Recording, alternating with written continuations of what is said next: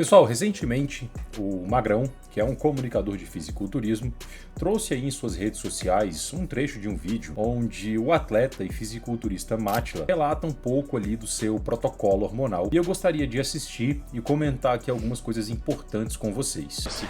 600 de texto, 600 de master, 100 de mente, 200 de trembo, 6 de ar. Dependendo do dia, uns 9, 50 de oxan e dependendo do dia também uns hemorragia. Irmão, ou seja, você percebe aqui logo de cara que a gente está falando de um ciclo bem agressivo. Botando aí por baixo, somando esses esteroides citados, a gente teria mais de 1,5 gramas por semana de esteroide. E algo legal que eu vi aqui, e assim, eu achei bem interessante e é pertinente ser ressaltado, é que o Coach Cello, um treinador de fisiculturismo que está bem relevante agora nas mídias sociais, mas que já é um treinador de grande renome, trouxe aqui. Isso tudo é uma pena. Uma pena para ele se for verdade, e verdade ou não, uma pena para a molecada que ouve. E não são poucos e que vão replicar. Isso está errado e não deveria ser romantizado. E eu concordo totalmente com o Cello nesse sentido. Eu acho que ele foi, assim, categórico nessa afirmação dele, mas eu acho que a gente tem alguns outros pontos que a gente tem que olhar para a literatura em sua totalidade. Por exemplo, esse trabalho aqui, que é o Harlem Study, eles pegaram ali 100 homens amadores atletas utilizando esteroides anabolizantes. E eu quero mostrar para vocês algo bem curioso.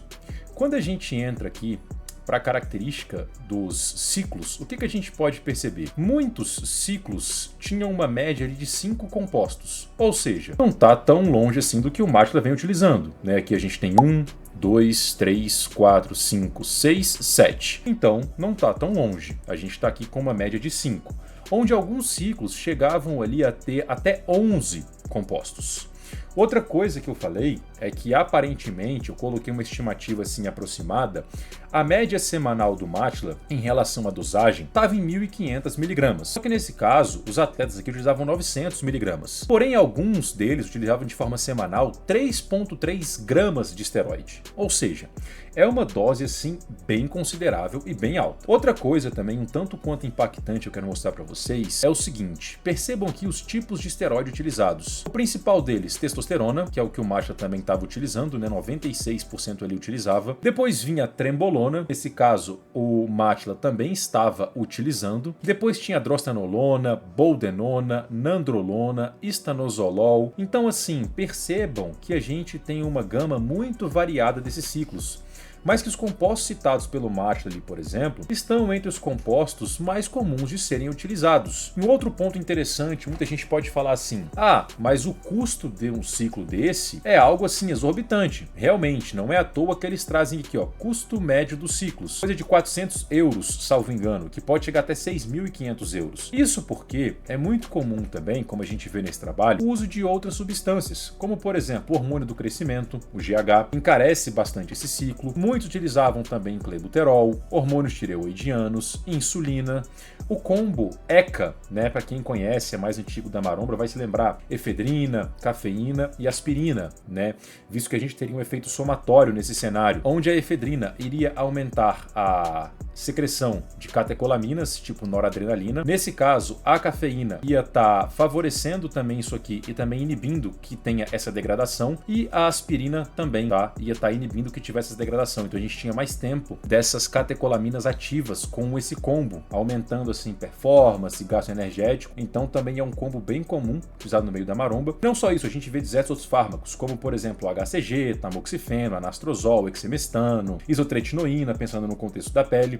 E algo legal que eu também vejo como possível explicação para dosagens tão elevadas assim, mais uma vez, não estou falando que é o caso do Maatila, e que você até deve ficar atento caso você vá adquirir isso, contatos de confiança, enfim, coisa do tipo, é o seguinte: aqui no trabalho eles também trazem uma análise qualitativa da questão dessas substâncias que foram adquiridas. Nas substâncias, somente 13%, 35 amostras, tinham exatamente o composto declarado no rótulo. 35% tinham o composto declarado e também outros compostos não declarados. 47% não tinham um composto declarado no rótulo. Então, por exemplo, você vai comprar uma testosterona, vinha, sei lá, uma nandrolona. Você vai comprar um acetato de trembolona, vinha outra substância, por exemplo. Cerca de 6% não tinha, nesse caso, uso, nenhum composto. E um ponto importante que eu vejo que o Cello trouxe ali naquele comentário, que eu acho, assim, sensacional trazer para vocês, é que hoje, nas redes sociais, principalmente homens mais jovens, meninos, garotos que gostam aí de fisiculturismo, que têm um alto engajamento com esse conteúdo voltado para muscularidade, voltado aí para performance, voltado para coisas desse tipo, tem uma maior intenção de utilizar esteroides anabolizantes. E a gente tem até um trabalho publicado esse ano. Então, assim, eu acho importante o influenciador relatar que ele faz uso,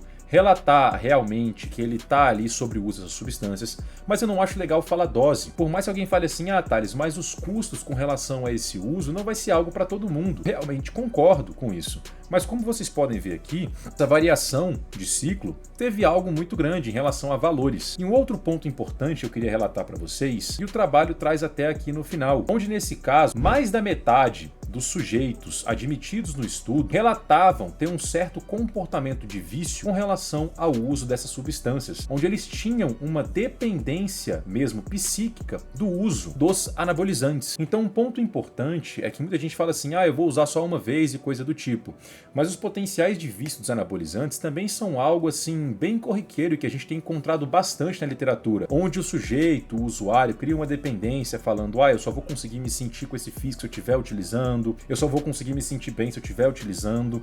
Então muitos acabam criando essa dependência psíquica, de ter que sempre manter algum composto ali. E um outro ponto importante é que a gente tem diversos colaterais associados a esse uso de anabolizantes, igual a gente já sabe. A questão da acne, queda de cabelo, ginecomastia, alterações também comportamentais. Eu mesmo já fiz uso no passado, tinha bastante agressividade, era uma pessoa mais apática, tinha ali comportamentos mais impulsivos, onde eu não conseguia meio que pesar essas minhas decisões, ter um maior controle inibitório, e foi até um dos motivos que eu parei de usar, caso vocês queiram até conto num próximo vídeo. Mas um fator que eu vejo poucas pessoas abordando é o que esse trabalho aqui trouxe. Percebam aqui que eles trazem um exemplo de um ciclo bem forte por semana.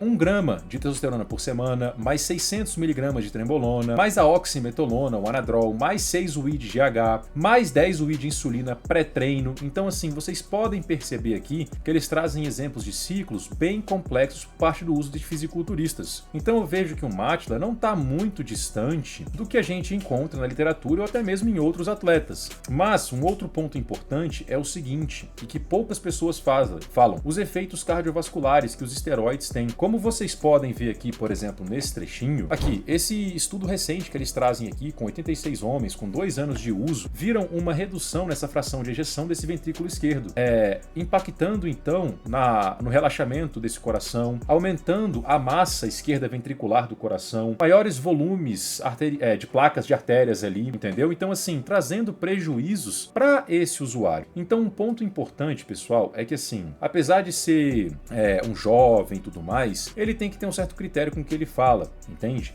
E obviamente, você que assiste esses vídeos, que gosta do Maatila, que gosta do fisiculturismo como um todo, você não deve utilizar de relatos de atletas, de coisa do tipo, para estar fazendo uso de substâncias. Até porque um ponto muito importante é que não existe um uso seguro de hormônios quando a gente pensa em doses suprafisiológicas. A gente vê uma certa relação dose-dependente, onde quanto maior a dose, maiores os prejuízos, mas não existe um uso isento de risco. Então assim, algo que eu quero que vocês tenham em mente é o seguinte, eu vou usar só uma testosterona. Isso também é prejudicial para sua saúde, mas em doses suprafisiológicas. Mas o Maatila está dizendo tudo isso. O Maatila está colocando a saúde dele mais em risco ainda. Mas ele deve ter um acompanhamento com vários profissionais, tem cardiologista, tem vários médicos, então se der alguma besteira com ele, é bem mais fácil de corrigir do que você aí, que às vezes não tem tanto acesso assim. Então, de verdade, isso aqui é um ciclo bem pesado, é um protocolo hormonal assim, que eu não costumo ver nem em atletas grandes, e o ponto mais preocupante, na minha concepção, como eu falei, não é nenhum risco para ele que usa, tá? É mais esse efeito cultural de fazer vocês que estão assistindo esse vídeo, etc. Jovens, assim, acreditar que, cara, para ficar com um físico bom, para ter um shape legal, o cara tem que utilizar esse nível de farmacologia, esse nível de recursos, entendeu? E assim, de verdade, não é isso. Se você quer utilizar,